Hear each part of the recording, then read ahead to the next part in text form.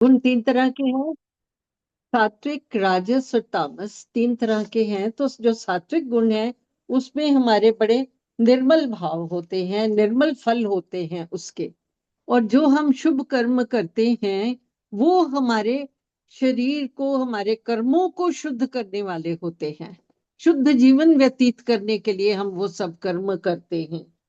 तो इसमें उन्होंने बताया कि सात्विक निर्मल फल कहा गया है, और जो राजस कर्म है उनका फल दुख कहा गया है। यानी राजस में दुख होते हैं, जैसे हम संसारी लोग हैं, हम राजस प्रवृत्ति के हैं, तो यहाँ पर दुख सुख दोनों तरह के हमको प्राप्त होते हैं। इसी तरह से जो रजोगुण है उसमें लोभ इत्यादि भी आता है, और जो तमोगुण है उनमें प्रमाद, मोह एवं अज्ञान भी उत्पन्न होता है। यानी आलस रहता है, मोह माया में हम लोग फंसे होते हैं, और हमारे अंदर अज्ञान की जो सीमाएं हैं वो बढ़ जाती हैं। इसी तरह से उन्होंने कहा कि सत्व गुण में स्थित मनुष्य ऊर्ध्व लोकों में जाते हैं।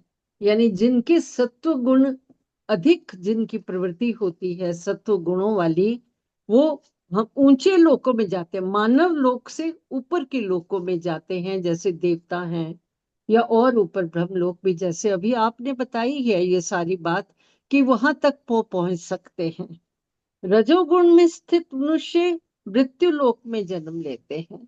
जो रजोगुण वाले होते हैं वो वापस मनुष्य जन्म में ही आते हैं। वो अपने शुभ कर्मों का फल भोग कर वापस इसी जगत में आते हैं, क्योंकि जो उन्होंने बाकी कर्म किए होते हैं, जिनको अपने कर्ता भाव से किया होता है, उनको वो लेकर दोबारा फिर से इसी जन्म में आते हैं, मनुष्य जीवन में ही आते हैं। और निंदनीय तमोगुण की वृत्ति में स्थित तामस मनुष्य अधोगति में जाते हैं। जो तमोगुणी व्यक्ति होते हैं इनको निंदनीय कहा है, यानी उनको नीच कहा है, उनको अच्छा नहीं बताया जाता तमोगुणों को। तो कहते हैं उसमें जो विचरण करते हैं जो व्यक्ति, वो अधोगति में आते हैं या नीच योनियों में जाते हैं। और नीच योनियां कौन सी हैं? जैसे पेड़ पौधे, पशु पक्षी, जो मनुष्य से थोड़ा नीचे लेवल के होते हैं, उन जो जीवन है वो वाला जीवन उनको प्राप्त होता है, या जानवरों का भी जीवन उनको प्राप्त हो जाता है। अपनी हरे समझ कृष्णा, रखिए। बहुत सुंदर, हरे बहुत सुंदर, नहीं कृष्ण। बहुत सुंदर, हरे कृष्णा, बहुत आनंद आया। हरे, आपने ले ही लिया वैसे, पर भाव हाँ, में थोड़ा सा ले लेते हैं। दो दो इसमें बड़े अच्छे प्रसंग हैं। आदरणीय बीना जी, अगले श्लोक आप ले लेना ना दोनों। आप तैयार कर लेना। इसमें क्या है कि अब जैसे माता जी ने बताया कि सत्वगुण से ज्ञान, रजोगुण से लोभ उत्पन्न होते हैं, और तमोगुण से प्रमाद, मोह और अज्ञान उत्पन्न होते हैं। अब देखिए, बड़ा क्लियर है, मतलब बड़ा ये दो तीन एग्जांपल ले लेते हैं। एक बार प्रहलाद जी महाराज को जब नरसिंह भगवान प्रकट हुए तो उन्होंने कहा, भाई वर मांगो, आप मांगो क्या चाहते हो। तो उन्होंने कहा, भगवान आप ना इस पूरे जीव का कल्याण कर दो, सबका कल्याण कर दो आप। तो नरसिंह भगवान बोले कि भाई कल्याण तो मैं कर दूं, लेकिन ये जीव तो अपना कल्याण चाहता ही नहीं। कि नहीं, ऐसे कैसे नहीं चाहता, आप सबको बैकुंठ ले चलो आप। तो बोले ठीक है, तो ये काम करके तुम जो है जिस जिसको चाहो उसको ले चलो अपने साथ, चलो भेज दो मेरे साथ जो है। तो उन्होंने वो पिलाजी महाराज तो बड़े प्रसन्न हो गए, और उन्होंने जो है अपने सारे राक्षस भाइयों से कहा कि भाई देखो, ऐसा है कि भगवान तैयार है, और जिस जिसको बैकुंठ चलना है, आप सारे के सारे जो है भगवान के साथ जा सकते हो। तो आप ये देखिए कि इस पूरे प्रकरण होने के बावजूद भी, और ये बात है भागवतम में बहुत क्लैरिटी से लिखी हुई है, राक्षसों ने कहा, अरे दुष्ट, तूने अपने पिता को तो मरवा दिया, अब तू हमको भी मरवाना चाहता है क्या। और सबने बिल्कुल क्लियर बोल दिया कि भाई हमें जो है अपना कल्याण नहीं करना है।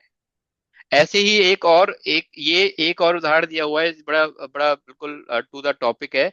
कि भाई एक लकड़हारा जो लकड़ी काटता था, वो बड़ा परेशान रहता था, इतना बूढ़ा हो गया था, लकड़ी काटते काटते पूरा जीवन उसका ऐसे ही निकल गया। और रोज एक ही बात बोलता कि भाई हे भगवान, आज तो तू मुझे उठा ले, यमराज से प्रार्थना करता। तो एक बार क्या हुआ, उसने अपने लकड़ी का जो गट्ठर था ना वो बहुत भारी हो गया उसका, अब वो उससे उठ नहीं रहा था, बहुत प्रयास किया उसने, बड़ा प्रयास किया, नहीं उठ रहा था। तो बार बार यमराज जी को, भगवान मौत को पुकारे, आज तो तू मुझे उठा ले और ऐसे कर ले। तो यमराज जी आ गए, बोले भाई, बोला आप कौन हो, कि आप जिसको याद कर रहा था वही, तब चल मेरे साथ। बोले क्या बात कर रहे हो, अभी तो बहुत मुझे आगे जीना है, चलो अब आप आ ही गए हो तो इस गट्ठर को मुझे उठाने में हेल्प कर दो थोड़ी सी। समझ रहे हो? तो मतलब ये है कि ये माया का जो बंधन है वो इतना स्ट्रांग है, चाहे हम किसी भी स्थिति में हो। ये किसके उदाहरण हुए? ये रजोगुण और तमोगुण के एग्जाम्पल्स है ना। जो रजोगुणी व्यक्ति है, तमोगुणी व्यक्ति है, आप ये लगा दीजिए कि वो इतना इतना ज्यादा अपने जो भी काम कर रहा है उसमें इतना ज्यादा अभ्यस्त हो जाता है, उसे होश ही नहीं रहता है। आप देखिए ना कि पूरा जीवन हमारा रजोगुण में ही तो निकल गया। हम जितने भी, हम सारे के सारे बैठे हैं कि हमें होश ही नहीं है, हम क्या कर रहे हैं हमें पता ही नहीं है अपने जीवन में। पूरा पूरा एक हमारी कोई एक ऐसी अगर मान लो तामसिक आदत है, मान लो हमें हमें नींद बहुत आती, हम पूरा जीवन, कोई कोई कोई लिमिट ही नहीं है, 12 घंटे सो रहे हैं, 15 घंटे सो रहे हैं, लेकिन आनंद आ रहा है उसमें, आलस में आनंद आ रहा है, उससे हमारा कितना काम खराब हो रहा है। अरे ये अच्छा, अब कहते हैं कि बड़े भाग मानुष तन पावा, वाह, लेकिन इस बात का होश होगा तब तो क्लैरिटी आएगी ना। इस बात का कोई जानकारी होगी कि भैया मनुष्य जीवन का असर क्या है। हमें तो क्या लगता है मनुष्य जीवन किस लिए मिला है, खाओ पियो और मौज करो। आज की जो यंग जनरेशन है, जो जिसको हम जैन जी बोलते हैं, उसका क्या है, एक ही सिद्धांत है, खाओ पियो और मौज करो। और एक और होता है कि जो खा लिया वो अपना, कुछ एक तरह का, इस तरह का एक डायलॉग है, मुझे याद नहीं आ रहा पूरा, कि जो भाई साहब जो खा लिया वही अपना है, बाकी तो पता नहीं कि कितनी सांस है। अरे यहाँ पे खाने पीने ये मतलब क्यों, कि अब ये बिल्कुल ऐसी वाली बात हो गई कि हमारा एडमिशन किसी आईआईटी और आईआईएम में हो गया, और हम वहां जाके क्या कर रहे हैं, वहां जाके हम अपना पूरा टाइम कैंटीन में ही अपना टाइम खराब करें। तो हमारा आईआईटी में एडमिशन इसलिए हुआ था कि हम वहाँ की कैंटीन को अच्छे से एंजॉय कर सकें, या उसके हॉस्टल को अच्छे से एंजॉय कर सकें, या इसलिए हुआ था कि भाई यहाँ पे हमारा हो गया है तो हम अपना आगे का कुछ एक एक एक देश की सेवा कर सके।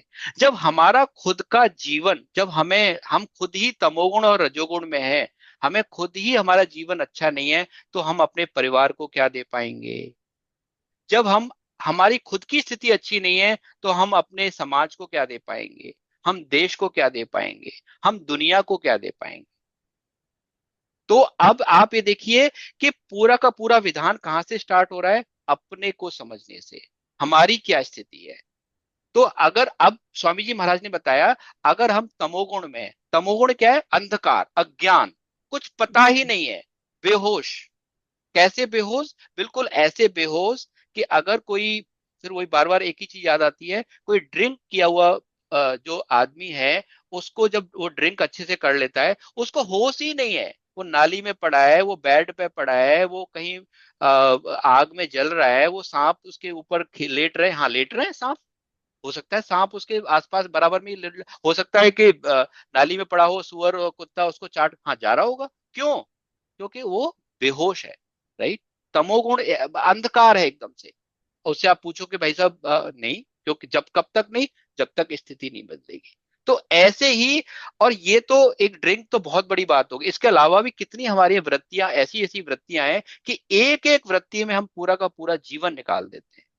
तो क्या ये मनुष्य जीवन इसके लिए मिला है? अरे स्वामी जी कहते हैं होश में आ जाओ।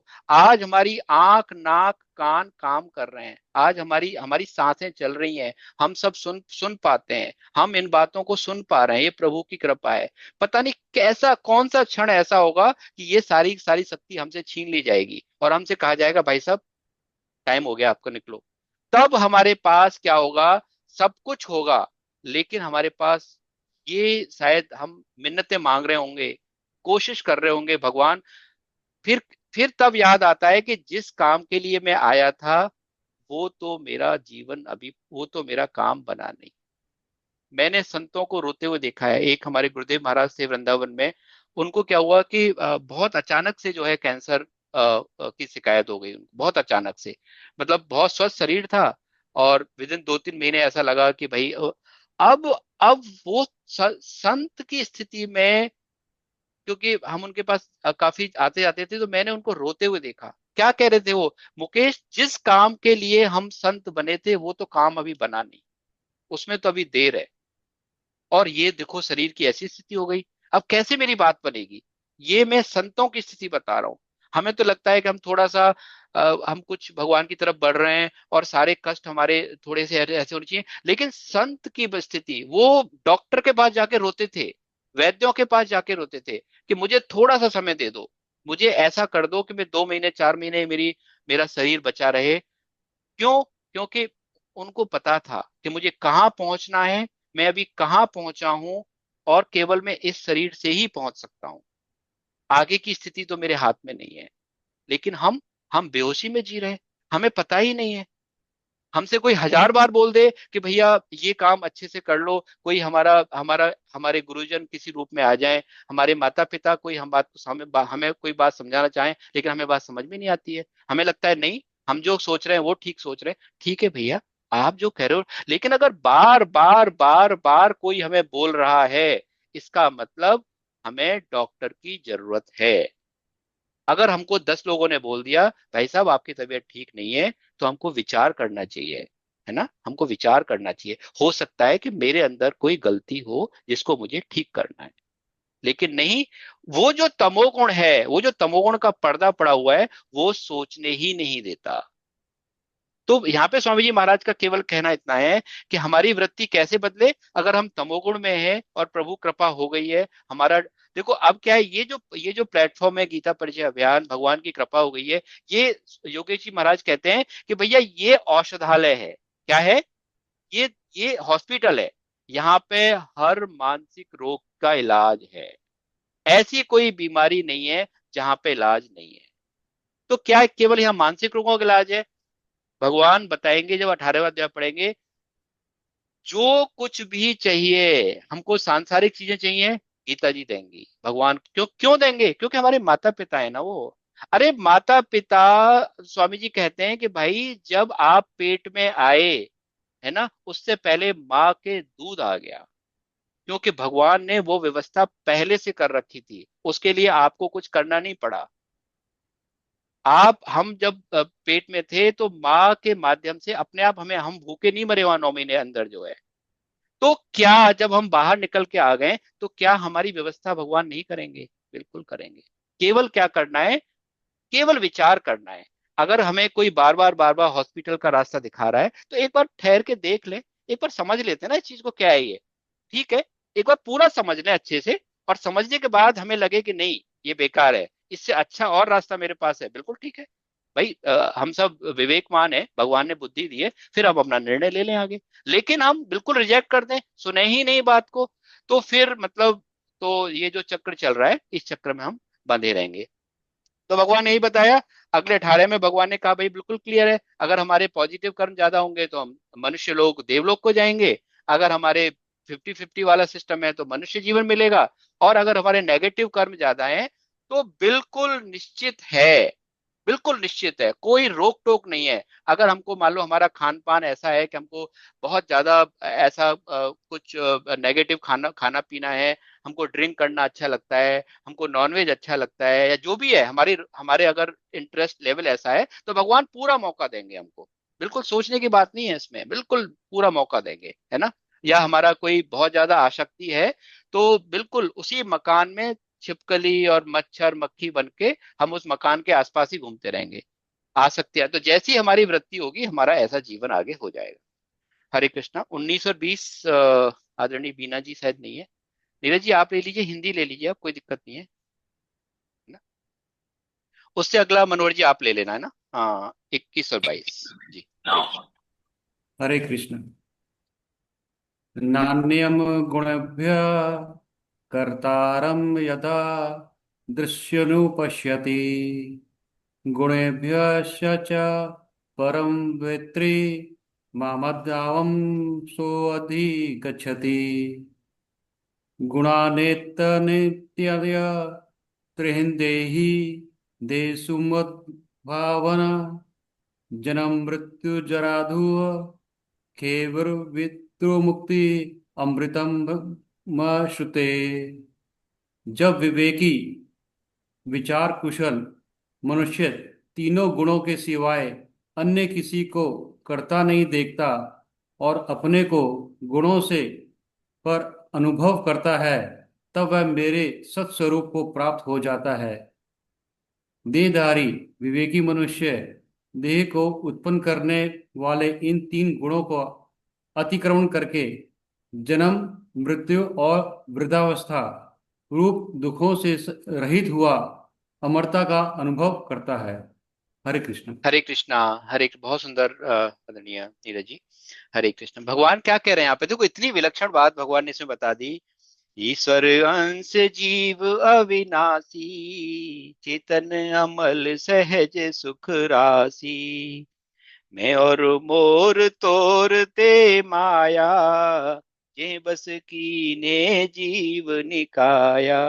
अब भगवान कह रहे हैं कि भाई इन तीनों से, ठीक है ये बात समझ में आ गई, चलो अब सीखी हुई बात ही बोल रहे हैं, हमें समझ में तो लगे रहेंगे तो प्रभु कृपा करेंगे कि ये बात सीख ली हमने कि प्रकृति तीन गुणों से बनी है, ये तीन गुण सत्वगुण, रजोगुण, तमोगुण है। सत्वगुण से ऐसा होता है कि भाई प्रकाशक है, रजोगुण हमको काम में लगाए रखता है, तमोगुण में होश नहीं रहता, हम बेहोश रहते हैं।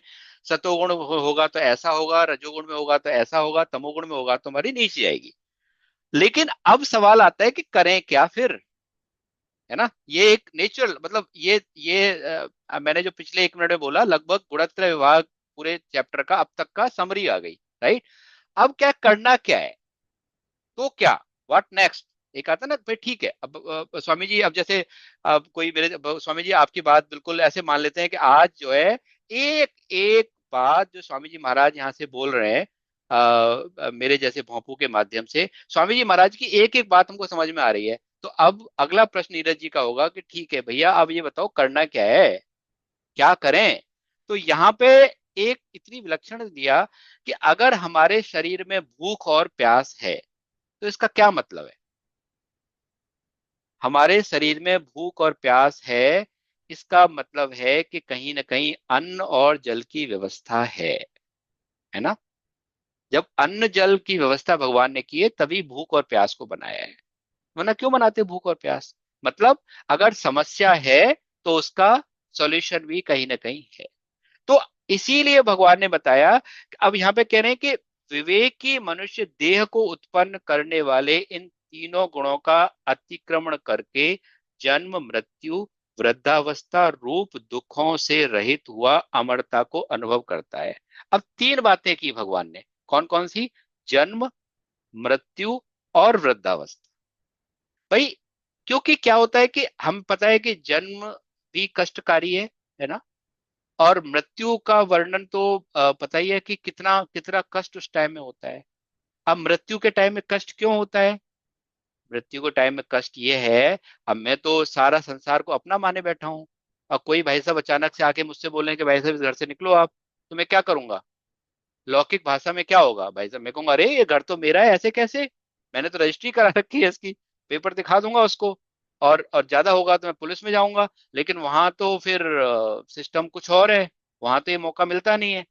तो अब क्या है कि अब इच्छाएं तो पूरी हुई नहीं, संसार में, बच्चों में, जो भी स्थिति है मतलब हमारी, और ऐसा नहीं है ये स्थिति हमारी आज है, ये स्थिति अगर हम 90 साल के भी हो जाए ना, और नए, और क्या मैं कहूँ 100 साल के सब हो जाएं, और भगवान ये बात हमको, अगर ये जो औषधि, ये टैबलेट नहीं मिले स्वामी जी की, तो संत ऐसा बताते हैं तब भी हमारी स्थिति ऐसी ही रहती है, तब भी जो मोह और आसक्ति है ये छूटती ही नहीं है।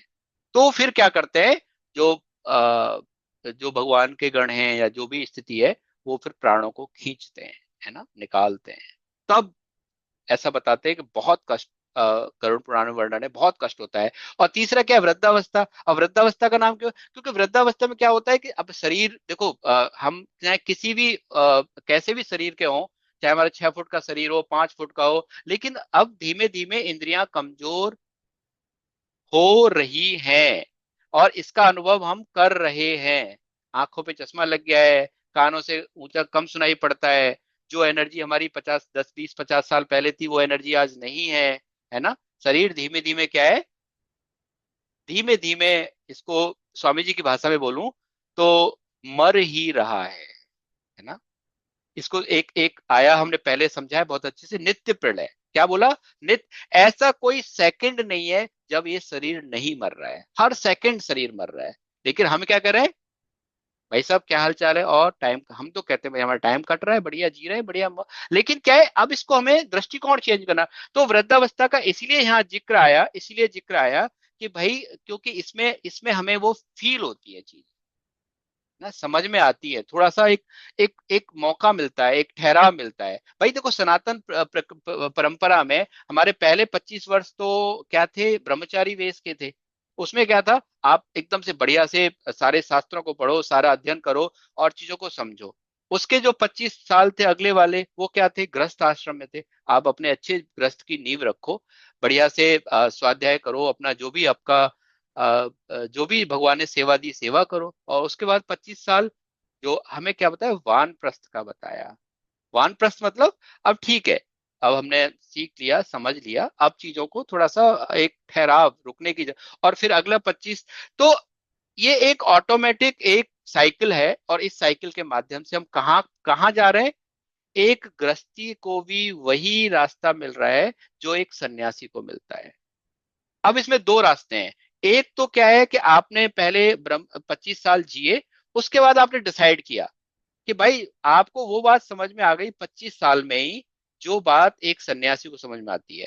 तो ये क्या है? शॉर्टकट है कि आपने सीधे ब्रह्मचर्य से कहां पे पहुंच गए आप? सन्यास मार्ग में पहुंच गए और उसी रास्ते को निकल गए। लेकिन हमें लगता है कि नहीं भैया, हमें तो समझ में नहीं आई है, हमें तो जो है ये वाला रास्ता ठीक है। अभी हमारी तो, हमें तो शरीर अच्छा लगता है, संसार अच्छा लगता है, हमारे सारे अच्छा, कोई बात नहीं। तो फिर ये क्या है? ये दूसरा रास्ता बता दिया भगवान ने कि आप जो है, लेट्स फॉलो दिस पाथ, इस तरीके से। लेकिन दोनों का लक्ष्य क्या है? दोनों का लक्ष्य सन्यास ही है। लेकिन अब हमारे साथ समस्या क्या है कि हम गृहस्थ में प्रवेश करते हैं और हम मरते दम तक गृहस्थ ही रहते हैं, मरते दम तक। क्योंकि हमको क्या है? छोड़ना नहीं आया। हमको लिविंग वाली स्किल भगवान, अब वो हमें किसी भी तरीके से वो बात समझ में आई नहीं। तो इसलिए भगवान ने कहा कि भाई ये तीनों चीजें, अब इन तीनों से अलग कैसे हुआ जाएगा? वो तभी अलग हुआ जाएगा जब हम इस बात को, हमें समझ में आ जाए कि ये सब हम होते हुए देख रहे हैं, हम ये है नहीं। जब ये बात आपको समझ में आएगी, हमको समझ में आएगी, तो फिर क्या होगा? फिर स्वामी जी बताते हैं कि कैसे फिर मृत्यु होती है। जैसे हाथी के गले से माला टूट के गिर जाए, ऐसे शरीर छूटता है। भगवान आएंगे, जो भी ऑब्वियसली अब ऐसी स्थिति होगी तो हम स्वागत कर रहे होंगे उनका, हाँ ठीक है प्रभु, आपकी इच्छा है, बिल्कुल, ये मेरा है ही नहीं। जब ये मेरा है ही नहीं तो मुझे फिर ये बात, क्योंकि मृत्यु तो, अब अगर ये जब कैटेगरी हो गई तो मृत्यु किसकी हो रही है? भाई जो रोज मर रहा है, उससे हमें वो पंच तत्व में विलीन हो गया, हमें तो कभी मरना है नहीं, हमारी आगे गति हो गई। अब क्या है? हमारा क्योंकि स्वभाव भी ठीक हो गया है, और हमारे साथ कोई सुख शरीर का भी कोई अंश नहीं है, तो वी आर गुड, हमें तो कहीं भी ले चलो, ट्रांसफर हो रहा है फिर। बिल्कुल ऐसे है कि आ, हमारा ट्रांसफर हो गया, मान लो दिल्ली से उठा के हमको बेंगलोर भेज दिया गया, ठीक है साहब, काम करना है वहां कर लेंगे। क्यों? क्योंकि भगवान के विधान में हम रच बस गए हैं। लेकिन अगर हम नहीं रचे बसे हैं तो फिर हम देख ही रहे संसार को। और इसमें से कोई भी ऐसी बात नहीं है, दोबारा मैं आपको प्रणाम हाथ जोड़ के बोलूं, कि ये सब जितना भी जो माया, जो इसीलिए कहते हैं गीता क्या है? कालातीत ग्रंथ है। किसी भी समय, आज से 10,000 वर्ष बाद भी गीता जी की प्रासंगिकता ऐसी रहेगी, क्योंकि इस पे समय का असर नहीं है ना। ये किसी भी ये बच्चे के लिए भी उतनी ही ठीक है जितनी वृद्ध के लिए है, जितनी जवान के लिए है। ये कोई भी धर्म, भगवान ने यहाँ यहाँ पे कहीं भी किसी धर्म की बात नहीं की। उन्होंने क्या कहा है? सब मम प्रिय सब मम उपजाए, सब मेरे हैं। पूरा पूरा उन्होंने तो विराट रूप में तो पूरे विश्व के दर्शन करा दिए। तो इसीलिए अब इसके अलग आज की डेट में जो भ्रांतियां हो गई हैं, ये करते हुए खैर, जो हमने वापस से श्लोक पे आते हैं लौट के, तो ये बात हमने समझी कि जब ये हमें क्लैरिटी मिलती है तो हम उस अमरता का अनुभव करने का मतलब क्या है? हम अमर ही हैं। बस हमको अपने घर की याद आ गई। एक बच्चा है, बचपन में घर से निकल आया पढ़ने के लिए, जो हुआ, फिर 25 30 40 50 साल वो अपने घर नहीं गया किसी, चलो बाहर गया, वहीं पढ़ लिख गया, जो भी हुआ वहीं रच-पच के गया। अब आप बताइए उसको घर आने के लिए कोई कोई रोक सकता है क्या? माँ तो वही है घर पे उसकी, कभी भी जाएगा तो माँ तो हाथ फैलाए बैठी है। केवल उस बच्चे को लौटना है ना? केवल, तो भगवान अर्जुन जी क्या बोलते हैं पूरी गीता सुन के? कहते हैं स्मृति मोह नष्टा स्मृति लब्धा, कि मेरा मोह नष्ट हो गया, मतलब जो लेयर थी अज्ञान की वो दूर हो गई, और मुझे याद आ गई। कुछ प्राप्त नहीं हुआ उनको, उन्होंने कहा स्मृति लब्धा, कि स्मृति लब्धा मतलब कि मेरे को याद आ गई। क्या याद आ गई? कि मैं कौन हूँ, आप कौन हो और मैं कौन, बस याद आनी है हमको। हरे कृष्ण हरे कृष्ण हरे कृष्ण। आदरणीय मनोहर जी ले लीजिए, आप 21-22 ले लीजिए, 21-22-23 तीनों ले लीजिए सर। हरे कृष्ण। हरे कृष्ण। अर्जुन उवाच केलिङ्गस्त्रिना गुणानेतानिति तो भवति प्रभो किमाचार कथं चैत्रा स्त्रीन् गुणानति वर्तते। अर्जुन बोले, हे प्रभु, इन तीन गुणों से अतीत हुआ मनुष्य किन लक्षणों से युक्त होता है, उसके आचरण कैसे होते हैं, और इन तीन गुणों का अतिक्रमण कैसे किया जा सकता है। श्री भगवान उवाच प्रकाशम च प्रवृत्ति च मोहमेव च पांडव न दृष्टि संप्रवृत्तानि न निवृत्तानि कांगति उदासीनवादिशानो गुण्येन विचलायते गुणा वर्तन्ते इत्येव यो अवितिष्ठि नेगन्ते। श्री भगवान बोले, हे पांडव, प्रकाश और प्रवृत्ति तथा मोह ये सभी अच्छी तरह से प्रवृत्त हो जाए तो भी गुणातीत मनुष्य इनसे द्वेष नहीं करता, और ये सभी निवृत्त हो जाए तो इनकी इच्छा नहीं करता। जो उदासीन की तरह स्थित है और जो गुणों के द्वारा विचलित नहीं किया जा सकता तथा गुण ही गुणों में बरत रहे, इस भाव से जो अपने स्वरूप में ही स्थित रहता है और स्वयं कोई भी चेष्टा नहीं करता है। हरे कृष्णा। हरे कृष्णा, बहुत सुंदर हरे मनोहर जी। तो अब ये बिल्कुल स्वाभाविक प्रश्न आ गया, अब भगवान ने इतनी बड़ी बातें सारी बातें बता दी, तो अर्जुन जी कौन है? हमारे हमारे रूप में हमारे ही रिप्रेजेंटेटिव है ना? डेमोक्रेटिक प्रोसेस से एक हमने हमारे ही हमको ही प्रेजेंट कर रहे हैं, तो ये सवाल हमारे भी आए। तो उनका एक एक प्रश्न ऐसा आया भाव कि भगवान आप ये जो बातें बता रहे हो कि भाई ऐसा, जैसे हमारे मन में कई बार आता है ना कि ये सब बातें, गीता इतनी बड़ी बड़ी बातें, इतने बड़े बड़े, इतने इतने, जब हम दैवी गुण पढ़ेंगे तो और हम समझेंगे कि क्या वाकई में ऐसा कोई व्यक्ति होता भी है क्या? भाई कोई ऐसा जीव है भी कि जिसके अंदर इतनी सारी क्वालिटीज हों, और वो वाकई में ऐसा बिहेव, तो फिर दूसरा प्रश्न आता है कि जब वो है अगर, तो उसके कैसे एक्शंस उसके कैसे रहते हैं, वो कैसे जीता है समाज में, है ना? वो ग्रस्त में कैसे जीता है, वो व्यवहार में कैसे जीता है? ये बड़ा स्वाभाविक सा प्रश्न है, और हमारा ही प्रश्न एक तरीके से अर्जुन जी महाराज ने बिल्कुल पूछ लिया। और फिर उन्होंने कहा कि भाई हम इन तीनों गुणों से बाहर कैसे निकल सकते हैं।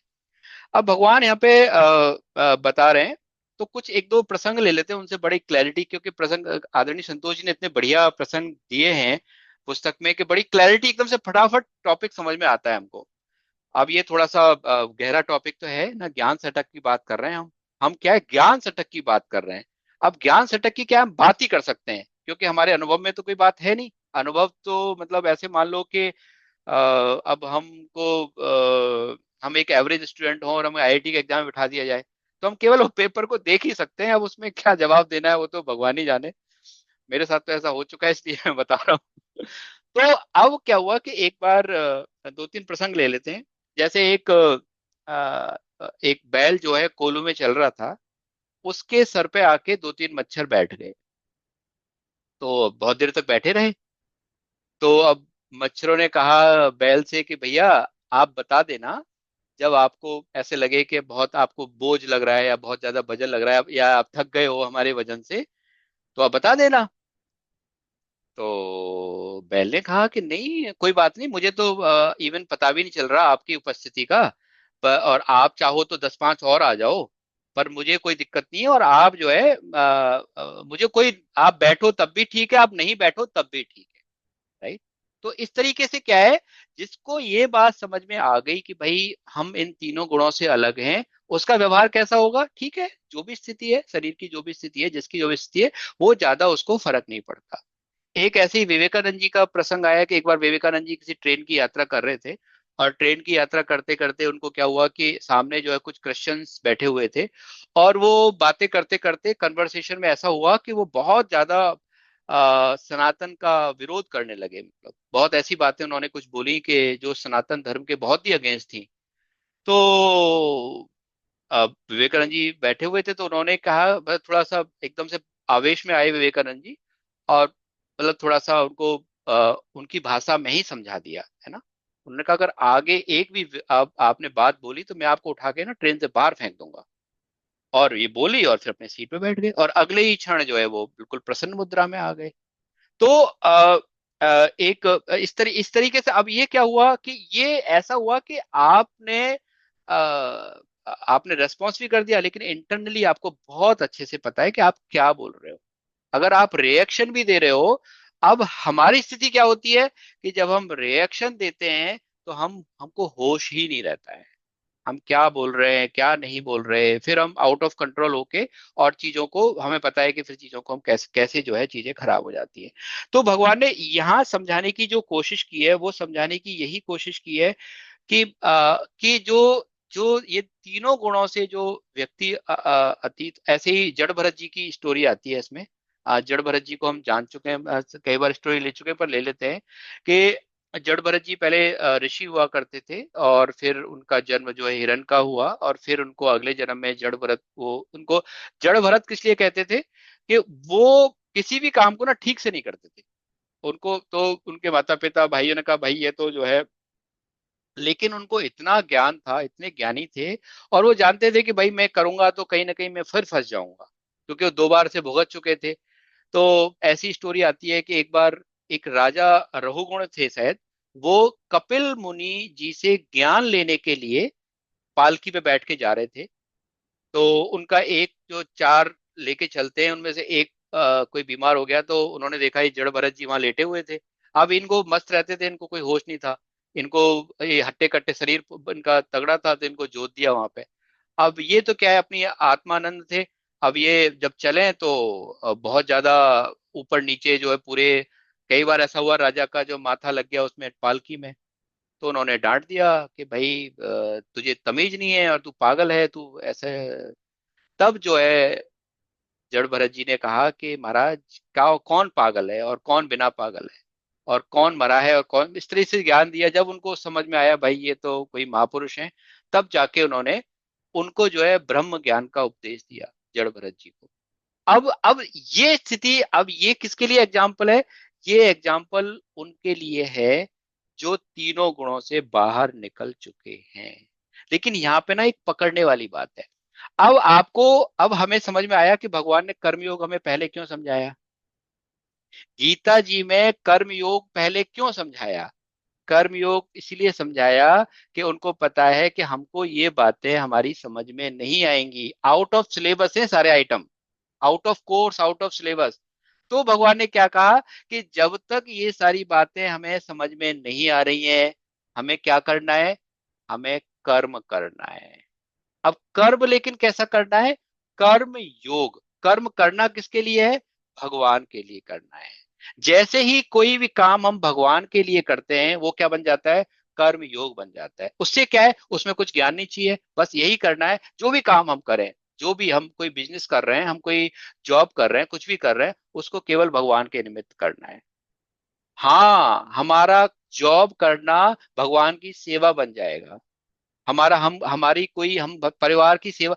अब कई बार हमको लगता है कि यार मैं ही क्यों काम करूं, परिवार में इतने लोग हैं, सब तो सुनते नहीं है, सबकी तो स्थिति इतनी खराब है, कोई सुनता नहीं है, मेरे कोई हर जगह जो है बकरा बना दिया जाता है, मैं ही क्यों। भैया, ये अगर सेवा मिल रही है तो ये मौका है, ये भगवान ने हमको एक एक इसी रास्ते से, हाँ बिल्कुल इसी रास्ते से वही प्राप्त हो सकता है जो एक सन्यासी को होता है। कितने एग्जाम्पल आते हैं, शंकराचार्य जी का एक एग्जाम्पल मुझे याद आ रहा है कि शंकराचार्य जी के क्या है, शंकराचार्य जी हम समझ गए कौन है, जो 1000 पहले 1200 वर्ष पहले हमारे उनका जीवन में अवतार हुआ। मात्र 30 वर्ष की अवस्था में वो शरीर को छोड़ के चले गए थे और उनको भगवान शंकर का अवतार बताया जाता है। तो उनके जो है 4 प्रमुख शिष्य थे और एक शिष्य उनका थोड़ा सा आज की भाषा में हम मूर्ख कह सकते हैं, जिसको ज्ञान नहीं था, है ना, जो बहुत ज्यादा उसको श्लोक नहीं आते थे, संस्कृत नहीं आती थी, वो सेवा में रहता था केवल। उसका मुख्य काम क्या था? उसका मुख्य काम केवल और केवल बर्तन साफ करना, शंकराचार्य जी के कपड़े धो देना, है ना, इस तरह के जो भी उनकी सेवा शुश्रूषा हो सकती थी। तो एक बार लेकिन उनकी एक बात थी शंकराचार्य महाराज जी की, जब भी वो कोई श्लोक पढ़ाते थे या कोई विद्या पढ़ाते थे तो उसका इंतजार करते थे वो, कि भाई उसको भी आने दो। हालांकि उसको कुछ समझ में नहीं आता था, लेकिन फिर भी वो उसका इंतजार करते थे। तो एक दिन ऐसे ही कुछ हुआ और बाकी शिष्यों ने उनकी थोड़ी हंसी उड़ा दी कि अरे स्वामी जी, आप उस मूर्ख का क्यों इंतजार कर रहे हो? वो मूर्ख तो कुछ समझता नहीं है, आप जो टाइम खराब हो रहा है और आगे बढ़िए आप। तब शंकराचार्य जी ने बताया, और जिस श्लोक की व्याख्या कोई शिष्य नहीं कर पा रहा था, उस श्लोक की व्याख्या त्राटक लोचन जी ने की। शायद त्राटक लोचन उनका नाम है या त्रिलोचन, इस तरह कुछ नाम है उनका। तो इस बात से क्या सिद्ध हुआ? इस बात से सिद्ध हुआ कि हम क्या कर रहे हैं ये बिल्कुल इंपॉर्टेंट नहीं है। क्रिया का कोई वैल्यू नहीं है। हम कितना दान कर रहे हैं, कितने पुण्य कर रहे हैं, बिल्कुल कोई, आगे हम पढ़ेंगे हम इन सब चीजों को। वैल्यू किस चीज की है? हमारा भाव क्या है? अरे हम परिवार के बड़े बच्चे हैं, हमारा हमारा हमारा हमको ये सेवा मिली है, बाकी कोई काम हमारा नहीं हो पा रहा है, भगवान ने हमको ये सेवा दी है, तो हाँ, उस सेवा के करते करते ही हमारा कल्याण निश्चित है। ये भगवान की वाणी है, हमें ये बात पकड़नी है। इसी काम को करते करते मुझे परम लक्ष्य की प्राप्ति होनी निश्चित है, ये भगवान ने गीता जी में बोला है। अब ये भगवान ने बोला है तो इसको हमें समझना है। तो ये भगवान ने ये बताया कि जब तीनों गुणों से पार हो जाते हैं तो हमें फिर फर्क नहीं पड़ता हम क्या कर रहे हैं क्या नहीं कर रहे हैं, हम तो भगवान के जो आदेश है उस आदेश का पालन कर रहे हैं। हरे कृष्णा। और हमारे बीच में आदरणीय शारदा जी हैं, बड़े सौभाग्य की बात है, दर्शन हो रहे हैं आपके। हरे हरे कृष्णा। कृष्ण हरे और कृष्ण। आप जो है संबोधित करना चाहते हैं क्लास को तो 2 मिनट। जी हरे शारदा जी, आप बिल्कुल हरे कृष्ण। बहुत अच्छा लगा आप आए। हरे कृष्णा जी। जी हरे कृष्ण। मुकेश जी, सबसे पहले आपको सादर प्रणाम हरे और सभी साधकों को हृदय से प्रणाम मेरा। तो आज हम आपकी कक्षा में केवल वैसे तो मुकेश जी ने आप सभी साधकों को खूब मोटिवेट कर ही दिया है, तो अब हम मोटिवेट हम क्या करेंगे? हम तो बस अपने गोविंद से यही कहते रहते हैं कि जो आपके बिछड़े हुए बच्चे हैं ना, कैसे भी आप उनको हृदय से लगा लो, गोद में बिठा लो। और इसी कार्य हेतु आपकी कक्षा में आज आगमन हुआ है मेरा। तो आप सबसे करबद्ध निवेदन है कि 21 दिसंबर को सीरी फोर्ट ऑडिटोरियम में जो मेगा सेमिनार होने जा रहा है, जिसको नेशनल कन्वेंशन के नाम से भी जाना जा रहा है, तो एक दिन का सेमिनार है। आप स्वयं भी उस सेमिनार में आए और आपके जो भी बच्चे हैं, बेटियां हैं, बेटे हैं, स्वजन हैं, परिचित जन हैं, उन सबको भी इसी गीता परिचय अभियान ऐप से उनका भी पंजीकरण कराएं। यही विनय और अनुनय के साथ आपके सामने आई हूँ। आप सभी को पता है कि मनुष्य जीवन कितना अनमोल है, कितना दुर्लभ है, कितनी मुश्किल से हमें मिला है। भगवान की विशेष रूप से अहेतु की कृपा हुई है तो मिला है। तो क्या हम इस जीवन को ऐसे ही निकाल के चले जाएं? जैसा कि कुछ पदों में ऐसा गाया गया है, क्यों कहता मेरा मेरा, क्यों कहता मेरा मेरा, यहाँ तेरा कौन है, जो आया है वो जाएगा, यहाँ रहता कौन है। क्यों कहता कपड़ा मखमल, ये कपड़ा कौन है, ये मखमल कौन है। मिलता 2.5 गज कपड़ा, मिलता 2.5 गज कपड़ा, इस लेता कौन है, जो आया है वो जाएगा या रहता कौन है। तो ये शरीर तो आएगा और जाएगा, लेकिन जो दिख रहा है वो रहने वाला नहीं। जो नहीं दिख रहा है उसे हम पकड़ना नहीं चाहते या हम पकड़ नहीं पा रहे। तो जो रहने वाला है, हमेशा रहने वाला है, उसी के साथ रहना है हमें, क्योंकि हम 84 में भी उसी के साथ थे, आज भी उसी के साथ हैं, बीच में भी उसी के साथ रहेंगे और आगे भी वही हमारे साथ रहेंगे। तो जब इस बात को अच्छे से हमें समझ में आ गया, तो फिर हम अपने जीवन का जो लक्ष्य है, जो निर्धारित कर दिया गया है कि हम यहाँ पर सिर्फ और सिर्फ अपना कल्याण करने के लिए आए हैं, तो ये कल्याण, एक सेकेंड, ये डॉग परेशान करता है, एक सेकेंड रुक जाओ जाओ। ये तो इसी हेतु हम आपसे यही बस कहना चाहते हैं कि हमें भी, हम अपना लक्ष्य हमारा यही है कि हम अपना कल्याण करने के लिए यहाँ आए, तो हम अपना ही कल्याण ना करें, दूसरों के कल्याण की भी हमारे अंदर चाहना होनी चाहिए, क्योंकि परमार्थिक उन्नति तभी होगी जब हमारी चाहना उत्कट हो जाए।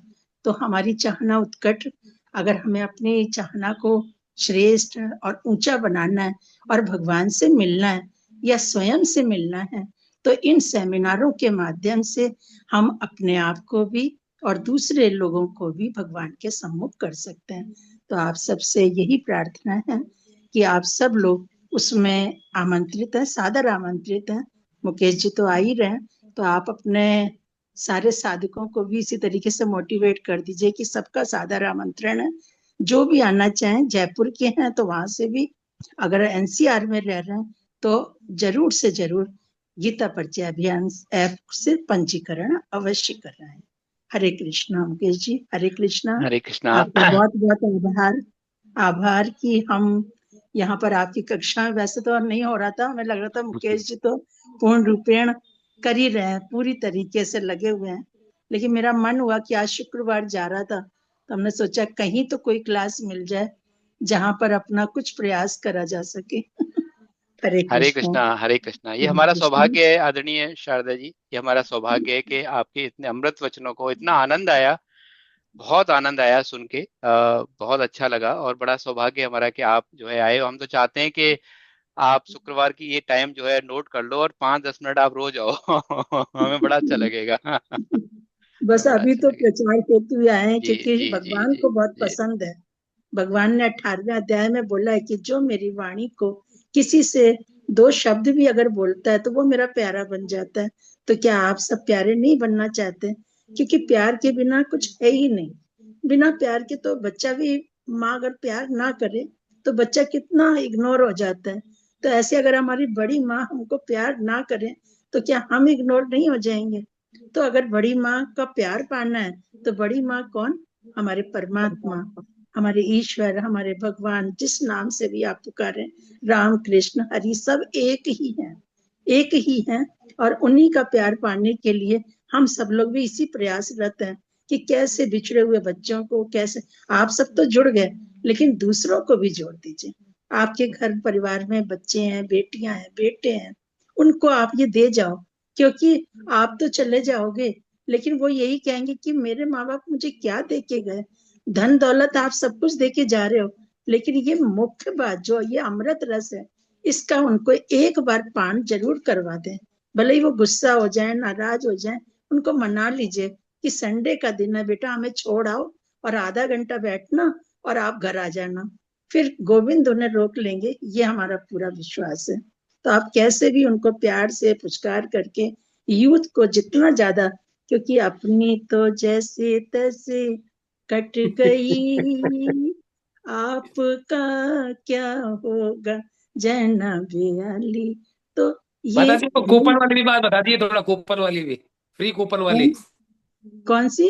फ्री कूपन वाली भी थोड़ी बता दीजिए, थोड़ा सा उस हाँ, पे भी फ्री प्रकाश डाल कूपन। दिए, फ्री कूपन हाँ, वाला भी। और जैसे अगर आपके बच्चे, आपकी चाची, आपकी बुआ, आपकी दादी, आपकी बहन, आपके जीजा जी कोई नहीं मान रहे हो, तो प्लीज उनको बोल दीजिए कि देखो मेरे पास 850 रुपए का वाउचर है, मुझे जाना था, मैं नहीं जा पा रहा हूँ, तो प्लीज चले जाओ, नहीं ये पैसे बेकार चले जाएंगे। बुआ जी आप चले जाओ ना, ये गिफ्ट है, आप गिफ्ट रूप में इसे स्वीकार कर लो। वो बहुत बार आपको ऐसा मना करेंगे, नहीं बेटा, नहीं बेटा, नहीं। आप कहना बुआ जी आपको ये बात तो मेरी माननी पड़ेगी, आप चले जाओ, सुनना मत, आप खा पी के चले आना, जो पार्टी पार्टी चल रही है आप खा पी के और ऐश करके आ जाना वहां से, आप चाहे सुनना या नहीं सुनना, बाकी हमारे गोविंद सब करवा लेंगे। तो इस तरीके से भी आप दूसरों को प्यार कर सकते हैं और सेमिनारों में भेज सकते हैं। हरे कृष्णा हरे मुकेश जी। अब कृष्णा। आपकी बहुत क्लास आनंद आया, लेंगे। बहुत आनंद आया, हाँ बहुत आनंद आया। और आपके पास अगर 5 मिनट और हैं तो आदरणीय हमारे मनोहर जी जो है, राधा बाबा का प्रसंग चल रहा है हमारे उसमें उसमें सुना दे। हाँ मैं वो तो आगे राधा लेंगे। बाबा जी की अगर कहीं पे भी वाणी बोली जाती हाँ है ना, तो मेरा तो मन उसमें जी अटक जाता है, जी क्योंकि जी। हमने इनकी बहुत सारी चीजें सुनी है और बहुत बहुत प्रेम है हाँ हमें भी। जी जी। सुना है आदरणीय आदरणीय इस मनोहर क्लास जी आप इस क्लास जी में तो इनकी वाणी का बहुत आनंद आएगा, सुनने का बहुत अच्छा है। जी जी जी। आदरणीय हरे मनोहर जी। कृष्णा। जी हरे हरे कृष्णा कृष्ण, हरे सभी को कृष्ण। सादर नमन। हरे नारायण नमस्कृत्यं नरं चैव नरोत्तमं देवी सरस्वती व्यासं ततो जयमुदीरते। भक्त भक्ति भगवंत गुरु चतुर्नाम बपुए, इनके वंदन किए नासत विघ्न अनेक।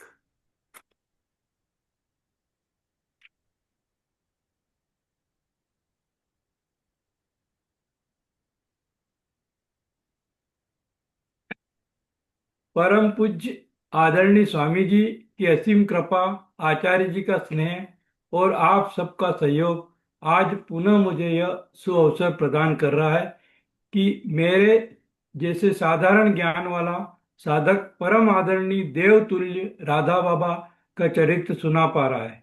यह तो मेरा मात्र वाचिक ज्ञान है, बाकी सब तो संतों की वाणी की कृपा है जिसे मैं आपके समक्ष प्रस्तुत कर रहा हूँ।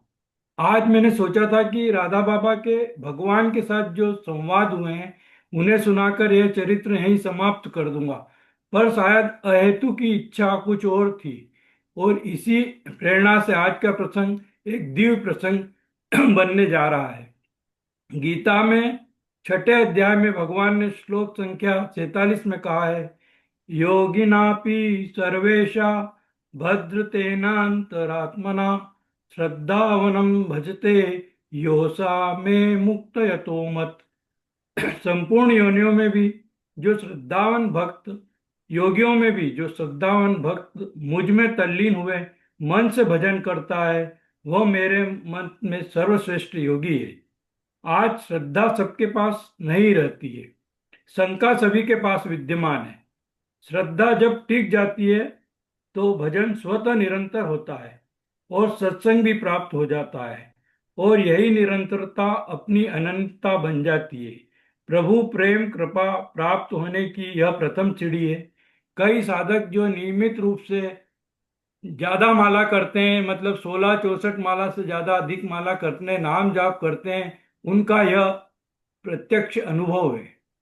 हम मैं यहाँ पे हम तो नहीं, मैं अपने आप को मैं कहना ठीक समझूंगा कि इस श्रद्धा को मैं तो समझ भी नहीं पाया हूँ। राधा बाबा को भगवान प्राप्ति श्रद्धा से ही हुई थी। राधा बाबा तो निर्गुण निराकार के उपासक थे, जो पिछले प्रसंगों में हमने जान लिया है, परंतु स्वामी जी सेठ जी के अनुग्रह पर जब वे भाई जी से मिले तो बस फिर वही गीता वाटिका में ही भगवान भक्ति में लीन हो गए थे। राधा बाबा की श्रद्धा भाई जी के प्रति अनन्य थी, वही भाई जी भी राधा बाबा को अपने प्राण से प्रिय लगते थे। साधकों संतों के मुख से सुना है कि जिस व्यक्ति में सात्विकता उच्च स्तर की हो वह रजोगुण नहीं हो, उन्हें दिव्य पुरुष दर्शन देते हैं और भगवान की कृपा भी उन्हें ही प्राप्त होती है। एक दिन रतनगढ़ में भाई जी के साथ राधा बाबा रह रहे थे, तब अचानक उन्हें रात्रि में 2 से 2:30 बजे के बीच श्री कृष्ण का साक्षात्कार हुआ और वे कह रहे थे कि राधा बाबा, जो तू आज यह चैन से जीवन जी रहा है इसका श्रेय भाई जी को है। तेरी बीमारी भाई जी ने काटी है।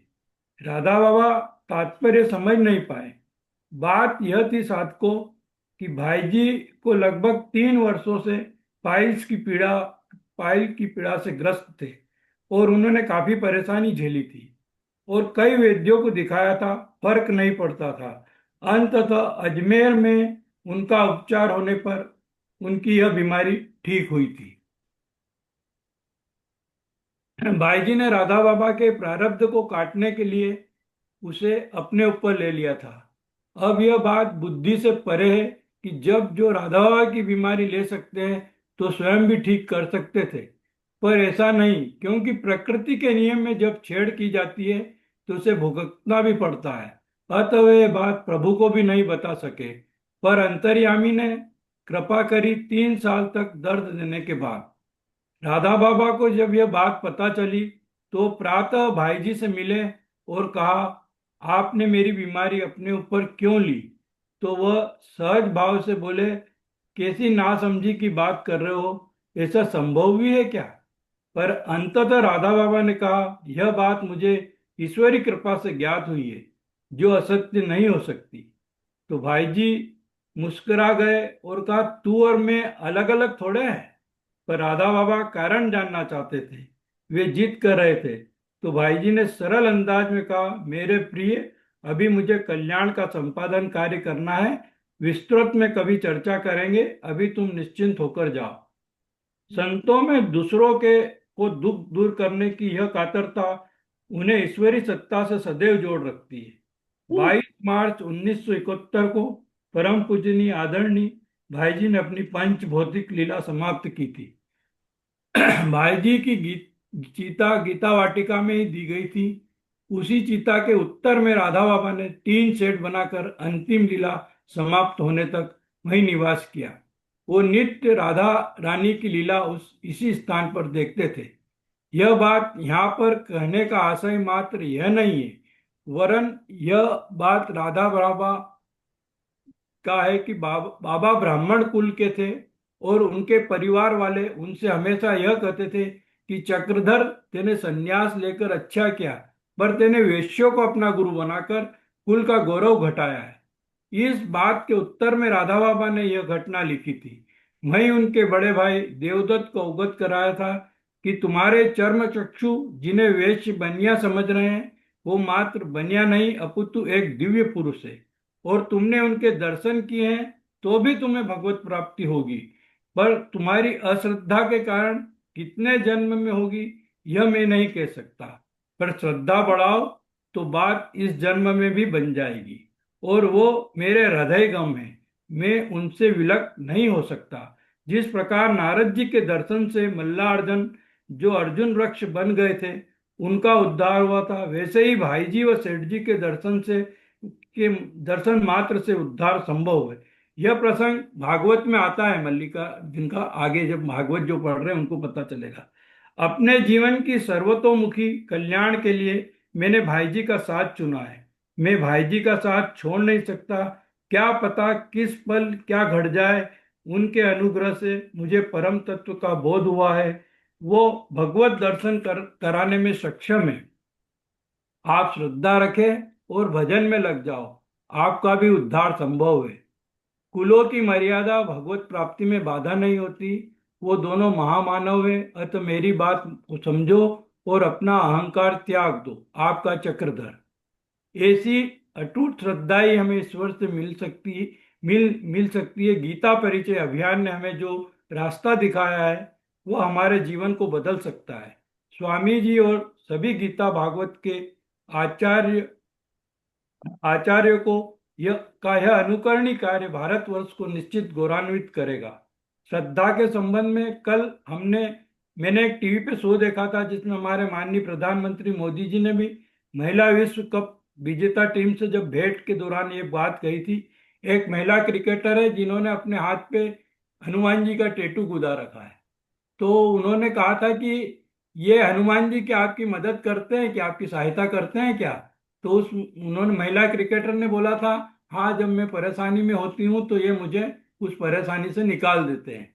तो मोदी जी ने ये कहा था कि श्रद्धा वास्तव में काफी बलवान होती है, और हम सब भी आपके प्रति इसी प्रकार श्रद्धावान थे। राधे राधे। हरे कृष्णा। हरे कृष्णा। हरे कृष्णा। बहुत सुंदर आदरणीय मनोहर जी। बहुत आनंद आया। हरे कृष्णा, हरे कृष्णा। आप म्यूट हैं। आदरणीय शारदा जी, आपकी, हाँ, म्यूट है आप। हम कह रहे हैं हम तो धन्य हो गए। अच्छा हुआ हमने मुकेश जी की क्लास में, वैसे हम यही सोच रहे थे मुकेश जी क्लास में हम क्यों जा रहे हैं। मुकेश जी तो खुद ही करा रहे हैं, खूब मोटिवेशन दे रहे हैं सबको, लेकिन पता नहीं अंदर से इच्छा हुई कि चलते हैं। तो आज इसीलिए आना हुआ कि राधा बाबा जी की ये बात सुन के, पहले सुनी हुई है लेकिन जब जब सुनती हूँ तो नई लगती है।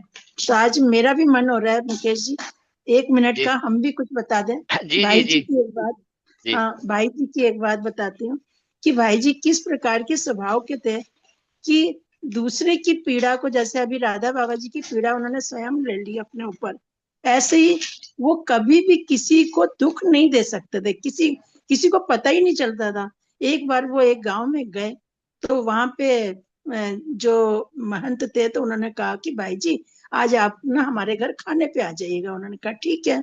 बहुत मना भी किया उन्होंने, लेकिन उनके काफी मना करने के बावजूद भी भाई जी को उनके घर जाना पड़ा। तो पुराने जब समय की बात है, तो उस समय ऐसा तो था नहीं कि पनीर और ये सब चीजें। तो उनकी जो बहुएं थी उन्होंने लौकी बनाई, लौकी की सब्जी और रोटी, बस इतना सा भोजन था। तो भाई जी ने बड़े प्रेम पूर्वक वो लौकी खाई तो सबको बड़ा खुश हुए। कह रहे भाई जी इतने उच्च विचारों के और सिर्फ लौकी में कितने प्रसन्न दिखाई दे रहे हैं। तो उन्होंने एक कटोरी खा ली, उसके बाद कहा कि लौकी और है क्या। तो उन्होंने कहा, बहुओं ने कि हाँ हाँ लौकी और है। वो और लौकी ले आए।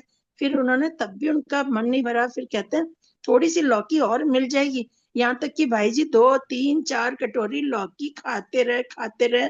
लेकिन जब खा के चलने लगे, चले गए, उसके बाद सबने कहा कि ऐसा क्या था, लौकी इतनी स्वाद थी। तो जरा हम लोग जरा सा वो जो रसा रह जाता है ना पीछे से, उसको चख के देख लेते हैं कढ़ाई में। खत्म हो गई, पूरी लौकी खा के गए। तो जब चखी तो वो इतनी कड़वी थी, जहर की तरह। और भाई जी ने उस जहर को कैसे अमृत समझ के अपने अंदर डाल लिया और किसी से उफ और उह नहीं करा। क्या हम लोग ऐसे कर सकते हैं? अगर हमारी कोई पार्टी कर दे और जरा सा भी खाना ऐसे टेढ़ा मेढ़ा खिला दे, तो दूसरे दिन बगैर बोले नहीं रहेंगे कि भाई साहब कैसा खाना खिलाया था, पेट ही खराब हो गया हमारा। लेकिन एक भाई जी, तो इनके इस आचरण से कितना मन एकदम उद्वेलित हो जाता है, प्रसन्न हो जाता है कि क्या हमें भी ऐसा ही बनना चाहिए कि दूसरे को कहीं भी तनिक दुख नहीं हो किसी भी तरीके का।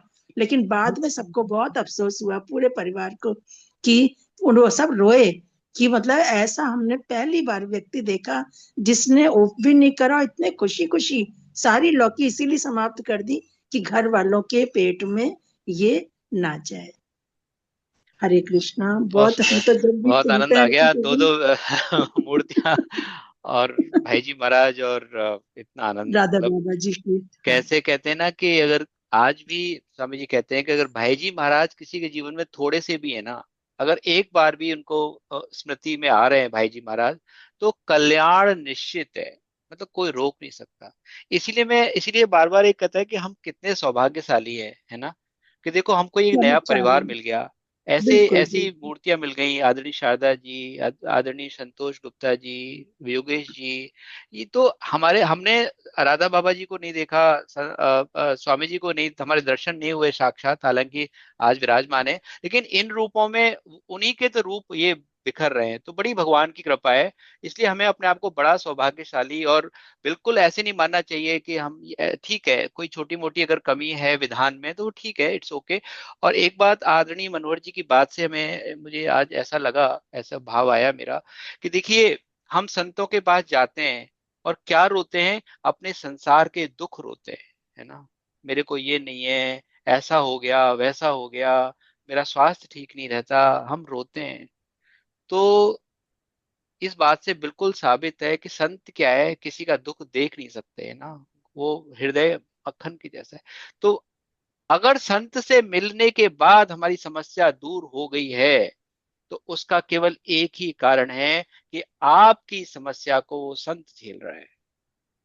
ये लाखों एग्जाम्पल्स हैं ऐसे, है ना। बहुत, तो बस बिल्कुल यही, सही, बिल्कुल सही हाँ मुकेश जी। बिल्कुल, आंखों से प्रार्थना, हाथ जोड़ के प्रार्थना है कि संत के पास जाएं तो हम अपने काम की बात करें, हम अपने जीवन के उद्धार की बात करें। अरे अब ठीक है, जो भी कष्ट हैं वो हमारे प्रारब्ध, हम समझ चुके हैं ना थ्योरी ऑफ कर्मा में बहुत अच्छे से।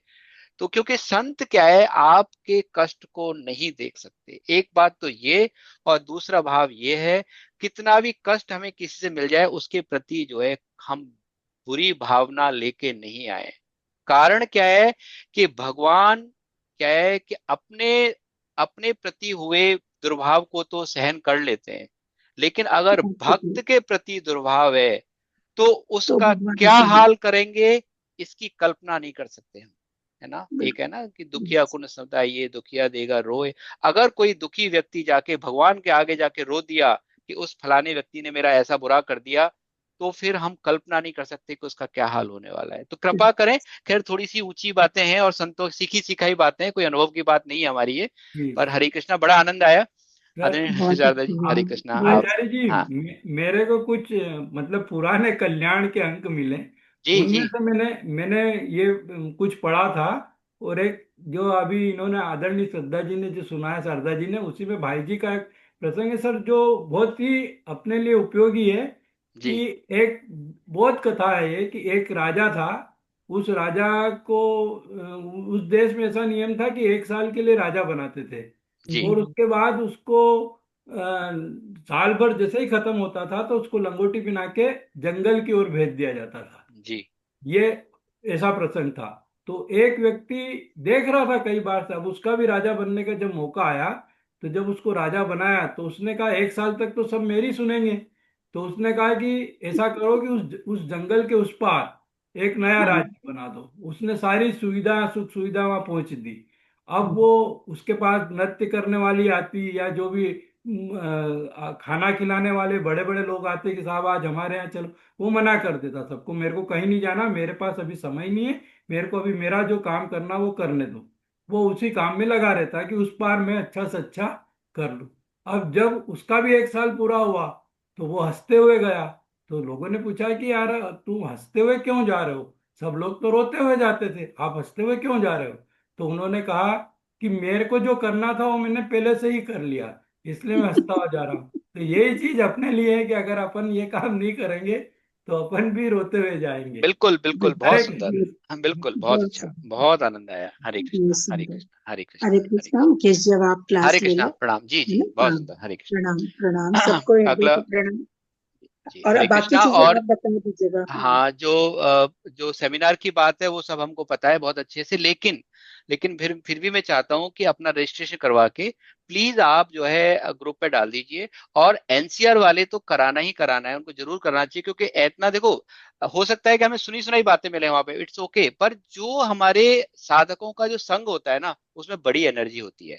पता नहीं किसकी देवी, एनर्जी हमारी एनर्जी से टकरा जाए और हमारी स्थिति बदल जाए, है ना। ये इसमें एक बात जो है। भक्त बैठे हैं।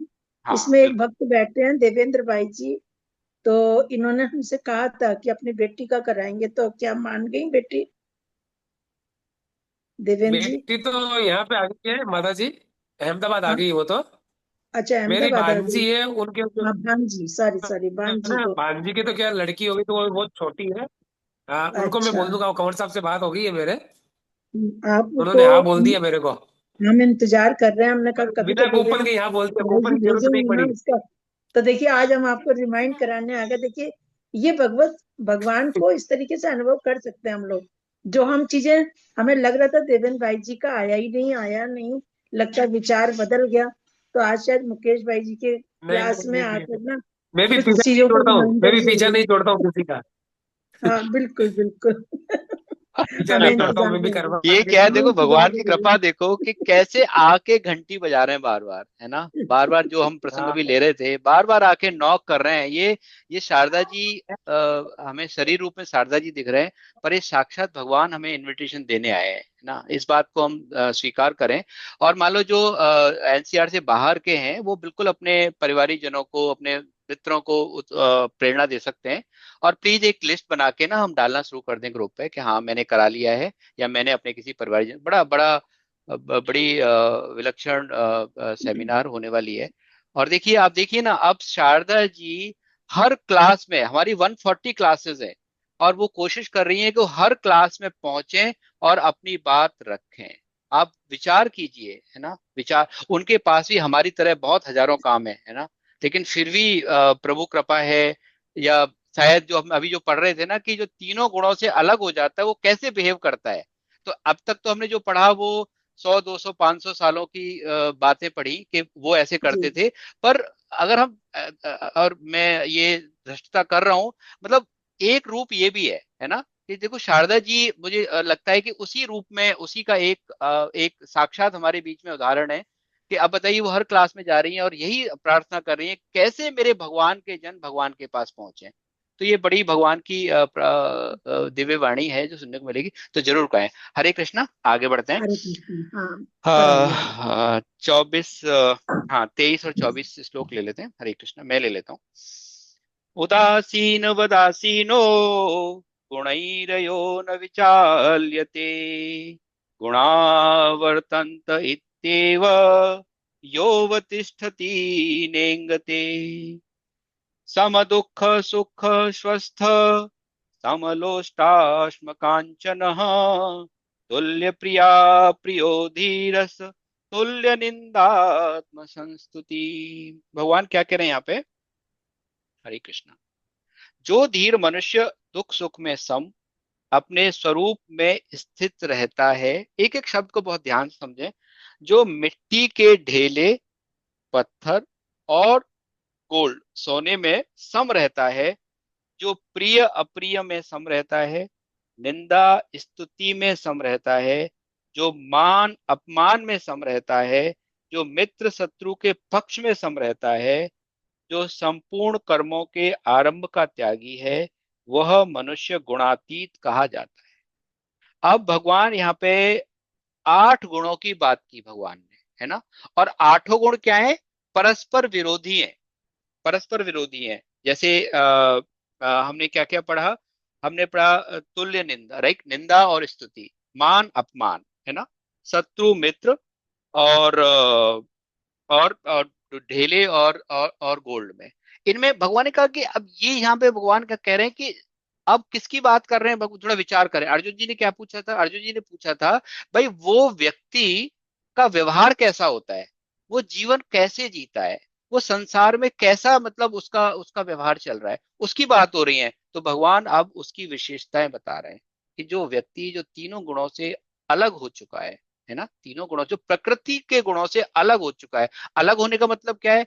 वो अपने आत्म स्वरूप में स्थित है ना। अब उसके लिए प्रकृति में क्या परिवर्तन हो रहा है उसका कोई मतलब नहीं है, उसके लिए तो कोई फर्क नहीं पड़ता। आप उसकी निंदा कर दो, अच्छी बात है, जैसे अभी भाई जी महाराज का प्रसंग ले लिया आपने, है ना, या आप कर दो, कोई दिक्कत नहीं है। लेकिन क्या ये बात हमको अपने ऊपर समझ में आती है? बिल्कुल नहीं आती। कारण क्या है? बस इतना ही कारण है कि अभी हम उस तीन प्रकृति के गुणों में रचे पसे हैं, है ना। इसीलिए फिर वापस बात वही आती है कि सबसे पहले भगवान ने क्या बताया? कर्म योग बताया, क्योंकि उनको पता है ये बात अगर मैं पहले ही बता दूं तो शायद गीता में कोई प्रवेश ही ना करे। क्योंकि हमको क्या लग रहा है यार, कोई ऐसा व्यक्ति हो सकता है क्या कि निंदा स्तुति ये सारा सब कुछ चल रहा है और उससे कोई फर्क नहीं पड़ रहा, एकदम से सबसे असंग कैसे? बिल्कुल संभव ही नहीं है।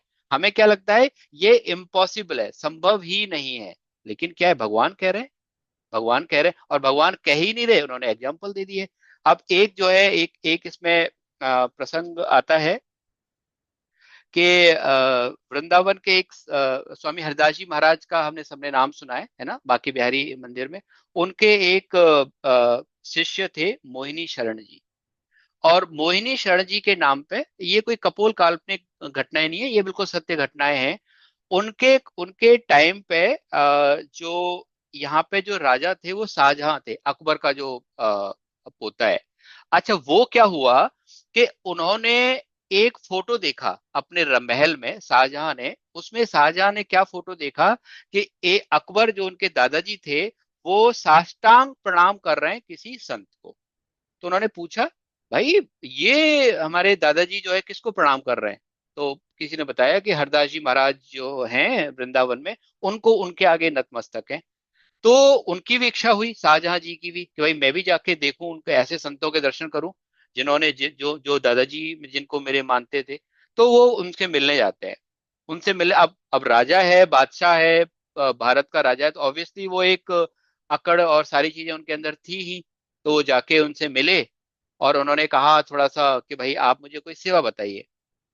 तो उन्होंने कहा मोहिनी शरण जी महाराज ने कि आपके लिए केवल एक ही सेवा है कि आप यहाँ दोबारा मत आना। बस ये बहुत बड़ी सेवा हो जाएगी कि आप यहाँ पे दोबारा नहीं आओगे तो मेरी सेवा हो जाएगी। तो जैसे ही बोला तो जितनी भी अकड़ थी थोड़ा सा बिल्कुल सीधा, अब संत तो ऐसे ही प्रहार करते हैं। उन्होंने कहा महाराज मैं तो आपसे श्रद्धा से मिलने आया था और आपने ऐसी बात क्यों कह दी मेरी, ऐसी बात मेरे लिए आपने ऐसा ऐसा क्यों कहा। तो उन्होंने कहा था भाई तू राजा है और मैं फकीर हूं, हम दोनों के गुण मिलते नहीं है और मेरे पे तो तेरे गुण चढ़ेंगे नहीं। अगर तेरे पे मेरे गुण चढ़ गए तो तेरे लिए दिक्कत हो जाएगी। मतलब हंसते हुए कहा उन्होंने बात को संभालते हुए कि अगर तू फकीर है, तू राजा है और तेरे में अगर फकीरी के गुण आ गए तो फिर जो है राज्य कौन करेगा। इसलिए मैंने तेरे भले के लिए बोला है कि तू दोबारा मत आना ताकि तू अपना काम करे और मुझे अपना काम करने दे। तो अब ये क्या है, अब हम देखें तो आज की तारीख में अगर हमारे संबंध किसी मिनिस्टर से हैं, मिनिस्टर तो छोड़ दीजिए साहब, किसी आईएएस आईपीएस से हैं, तो हम पता नहीं क्या मतलब किस स्थिति के प्राणी बन जाते हैं हम ही जानते हैं।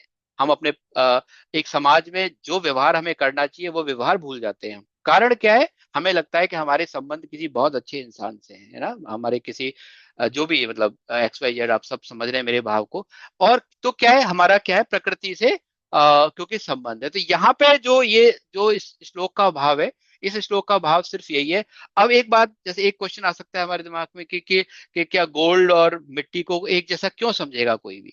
तो यहाँ पे क्या है, सम दर्शन की बात है। हमारा व्यवहार दोनों के प्रति एक है, लेकिन हम जो हमारा दर्शन मतलब हमारा दृष्टिकोण दोनों के प्रति एक है। लेकिन ऑब्वियसली अगर गोल्ड है तो गोल्ड को हम गोल्ड की जगह रखेंगे और मिट्टी को हम मिट्टी की जगह रखेंगे ना। समदर्शन और समवर्तन की बात को हम पहले बहुत अच्छे से समझ चुके हैं। आखिरी दो श्लोक हैं, इनको भी ले लेते हैं। या माम ये व्यो व्यवचारेण भक्ति योगेन सेवते सगुणान समतीते ज्ञान ब्रह्म भूयाय कल्पते। भगवान क्या कहते हैं, जो मनुष्य अव्यभिचारिणी योग के द्वारा मेरा सेवन करता है वह इन गुणों का अतिक्रमण करके ब्रह्म प्राप्ति का पात्र हो जाता है। अब भगवान ने यहाँ रास्ता बता दिया कि भाई तुम्हें ये चीजें कैसे प्राप्त हो सकती हैं। तो भगवान ने एक वर्ड बोला, अव्यभिचारिणी, है ना। इस बात को हम पहले कई बार इस वर्ड शब्द को सुन चुके हैं। दोबारा से एक बार इसकी व्याख्या कर लेते हैं। व्यभिचारिणी हम किसको बोलते हैं, व्यभिचार भक्त का मतलब क्या है, जिसका एक से ज्यादा ज्यादा एक से ज्यादा लोगों से संबंध हो, पुरुषों से ऑब्वियसली, स्त्री का पुरुष से, पुरुष का स्त्री से। और ये वहां पे हम क्या कहते हैं कि भाई ये व्यभिचार है, मतलब चाहे पुरुष के लिए चाहे स्त्री के लिए। इसका मतलब क्या है कि इनका जो लक्ष्य है, जो पति परमेश्वर या पत्नी है, वो इन्होंने किसी एक को नहीं माना हुआ, राइट। ये भटक रहे अलग अलग अलग अलग अलग। तो व्यभिचार को सबसे बड़ा दुर्गुण बताया गया है हमारे शास्त्रों में, राइट। तो अब भगवान ने भी ये कहा है कि अगर आपकी जो जो भक्ति है या जो आप मेरे को जो मानते हो, जैसे मीरा जी कहती थी, मेरे तो गिरधर गोपाल दूसरों न कोई। अब इसमें दो बातें हैं, एक तो मेरे तो गिरधर गोपाल है, मेरे कौन है, भगवान है। लेकिन जो वो इम्पोर्टेंट उतना नहीं है जितना इम्पोर्टेंट ये है कि दूसरों न कोई, है ना, कि दूसरों न कोई ये ज्यादा इम्पोर्टेंट। तो भगवान ने बस यही कहा है कि भाई जो बेसिकली इस बात को जो समझ में आ गई है ऑब्वियसली वो मेरी ब्रह्म प्राप्ति प्राप्ति का पात्र हो जाता है। अब भगवान ने दो बातें बता दी, पहले ये बताया कि उसका व्यवहार कैसा होता है, वो समाज में कैसे बिहेव करता है, हम सब बीचों के रहते हुए भी क्या उसकी क्वालिटीज होती हैं।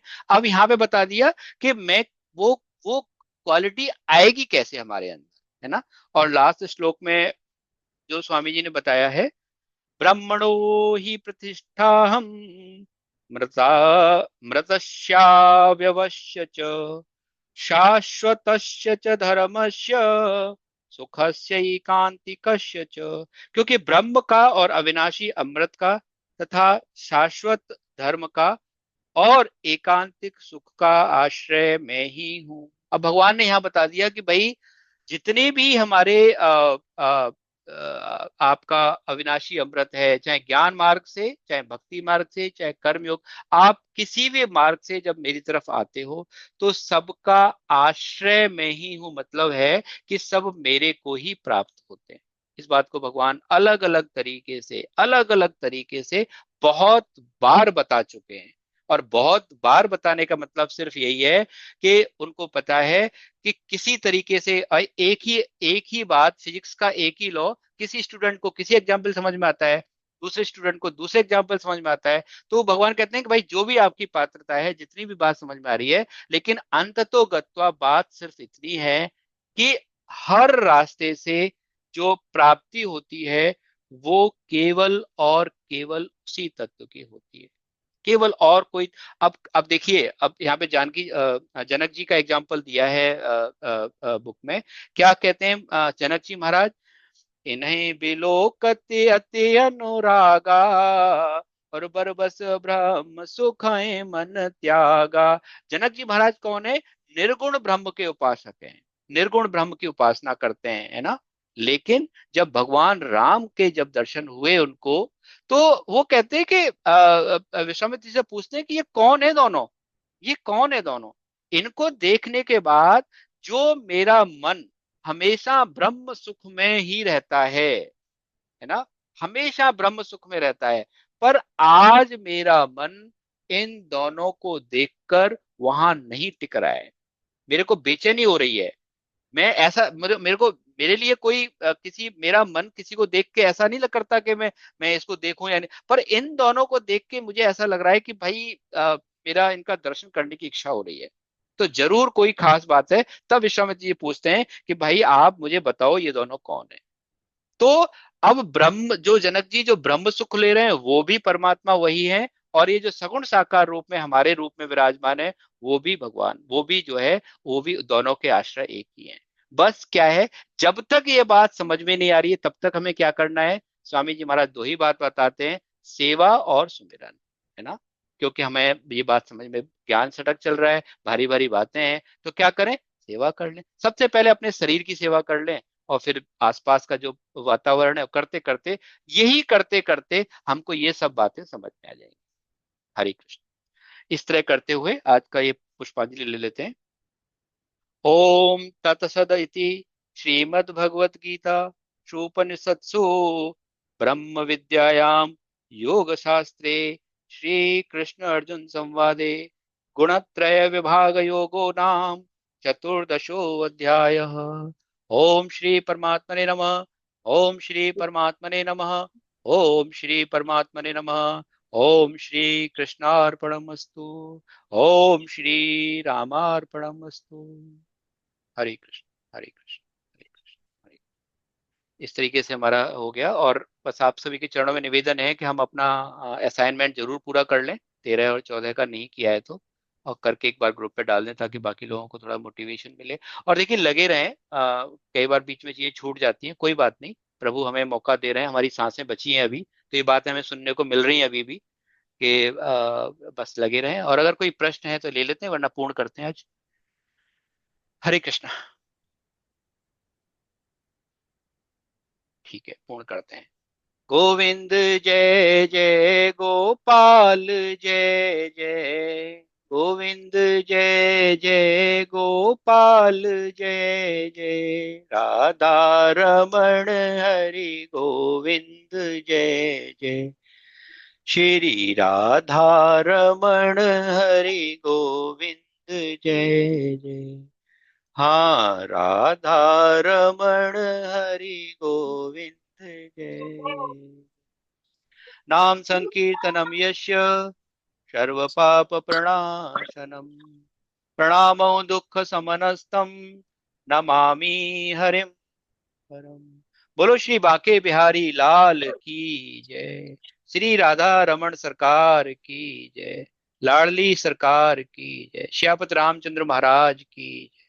साधक संजीवनी की जय। स्वामी जी महाराज की जय। सभी वैष्णव वृंदों की जय। आप सभी के चरणों में दंडवत प्रणाम। हरे कृष्णा, हरे कृष्णा। भगवान की भक्ति ऐसे ही बढ़ती रहे। हरे कृष्ण, हरे कृष्ण, हरे कृष्ण।